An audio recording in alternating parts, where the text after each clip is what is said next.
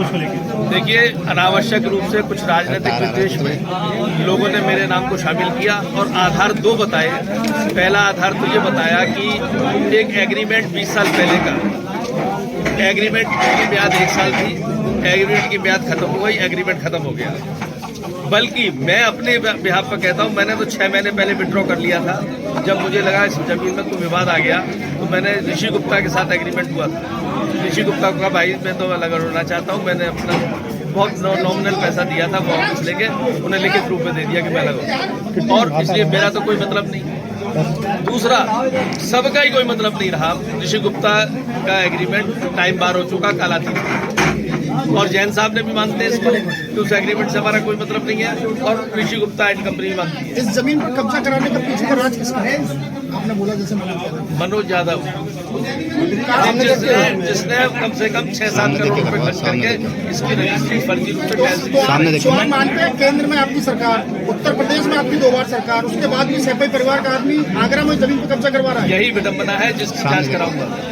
आपने कहा कि 84 में अटल सिंह जो है उन्होंने विड्रॉल कर लिया था और पैसा लेके चले गए, उसके बाद फिर वो रजिस्ट्री कैसे कर सकता है? कोर्ट में भी गए, 2004 में हारे भी। तो यही तो विषय है, रजिस्ट्री जब करना है तो इस पर मुकदमा होना चाहिए। मेरा कहना यही है कि जिन पर मुकदमा होना चाहिए फर्जी काम करने वो तो हुए नहीं है, और जो असली मालिक थे उन्हें बाहर कर दिया। 2004 में नाम ले रहे हैं, राजनीतिक बैकग्राउंड क्या है? निकटतम व्यक्ति है सैफई परिवार। मंत्री सबसे बड़ा सवाल, मैं गलत नहीं कह रहा। मंत्री कब्जे के बाद सबसे बड़ा सवाल है पुलिस के ऊपर। आरोपी लगे, पुलिस ने पूरा मैनेजमेंट है और उनको जेल भेज दिया। फर्जी बोलते हुए ये लोग जेल गए। आप क्या मांग करते हैं, क्या कार्रवाई होनी चाहिए? बाकी मैं तो कह रहा हूँ निष्पक्ष जांच होनी चाहिए, इस पक्ष की भी होनी चाहिए, इसकी भी होनी चाहिए। टहल सिंह ने गलत रजिस्ट्री कैसे की, इसकी होनी चाहिए। उमावती कौन है, इसकी होनी चाहिए। टहल सिंह जिंदा है कि नहीं है, क्योंकि मुझे नहीं मालूम।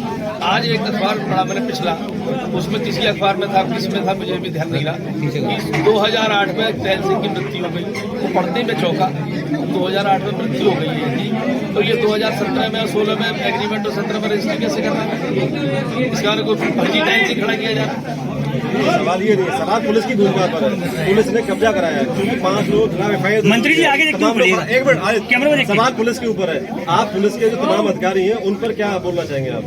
देखिए, पुलिस ने कब्जा कराया, चाहे जिसका कराया वो गलत है। पुलिस कब्जा कराने वाली कोई नहीं है, चाहे रवि यादव का कराया हो या आप लोग जैसा कह रहे हैं। मेरे को जानकारी में जैन साहब का कब्जा था पहले। मंत्री जी, सीएम साहब तो डायरेक्ट हस्तक्षेप इस मामले में कर चुके हैं और इसमें पुलिस आयुक्त का तबादला भी हुआ, तो आपको नहीं लगता अभी बिल्कुल स्मूथ जाएगी अभी जांच? नहीं, तो स्मूथ जाएगी।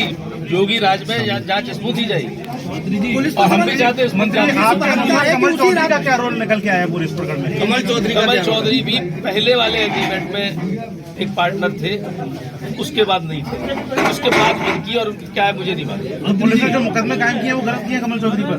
अब ये तो पुलिस के विवेचना पर निर्भर करेगा। मैं अपना जजमेंटल स्टेटमेंट दे ही नहीं सकता। पुलिस ने उसी दिन कब्जा क्यों दिलाया जिस दिन उन लोगों को जेल भेजा गया? सबसे बड़ा सवाल ये है, उन लोगों को जेल भेजा गया था जिन पर शराब और गांजे का आरोप लगाकर पुलिस ने किसको कब्जा दिलाया पुलिस? जो पार्टी थी, जो काउंटी बॉल कराई गई रातों रात। नहीं, वो तो जैन साहब का पहले से ही कब्जा था। रवि कुलवा जैन साहब का ही चौकीदार। तो आपके ये तो कब्जा तो बाद में पलट हुआ है। मंत्री जी आपके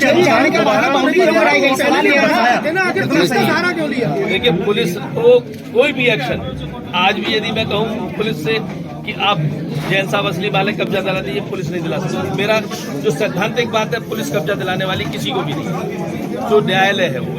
तो जब भी पुलिस कब्जा किसी को कराएगी वो गलत है।